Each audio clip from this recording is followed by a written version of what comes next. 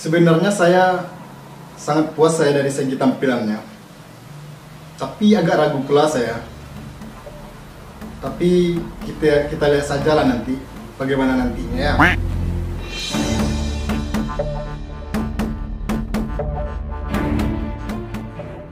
Ini apa? Namanya ini nasi lupis saus pandan pucuk Perancis namanya.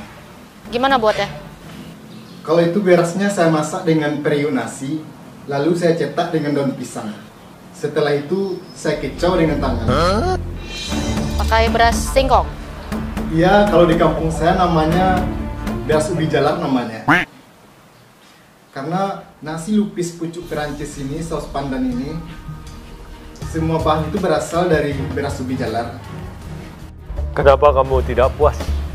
Begini, bukannya saya tidak puas, cuman yang mencemaskan saya itu takutnya selera Chef Juna tidak sama dengan selera saya. Oke, saus pandannya pakai apa aja? Itu sausnya saya kombinasikan antara daun pandan dan daun pucuk Perancis. Saya tokok-tokok sampai lumat, lalu saya kasih pengental.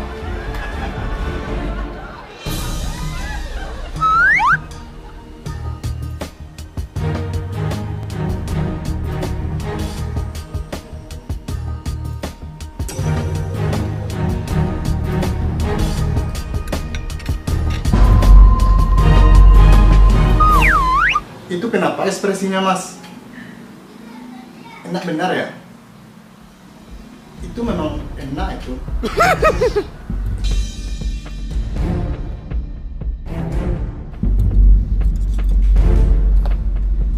Kira-kira kenapa? Pandan 2 kebun kamu blender.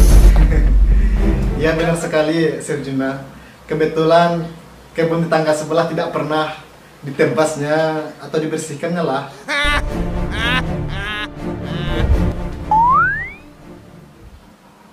Itu kayak seni loh.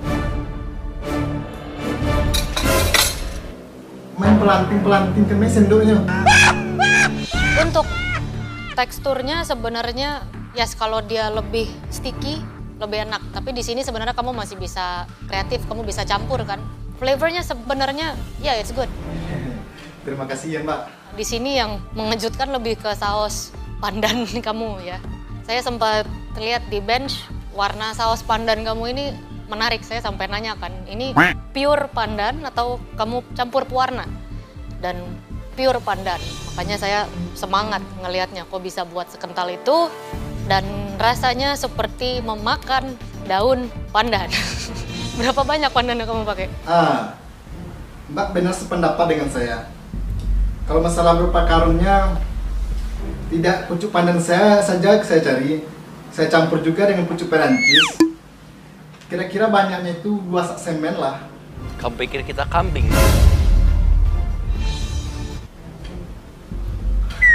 Kalau itu saya kurang tahu.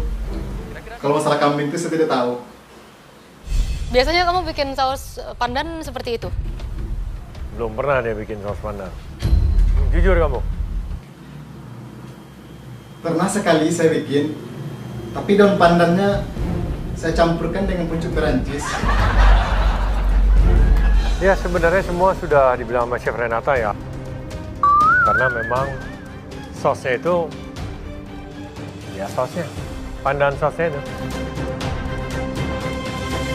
Oke, secara rasa ini sangat biasa, ya.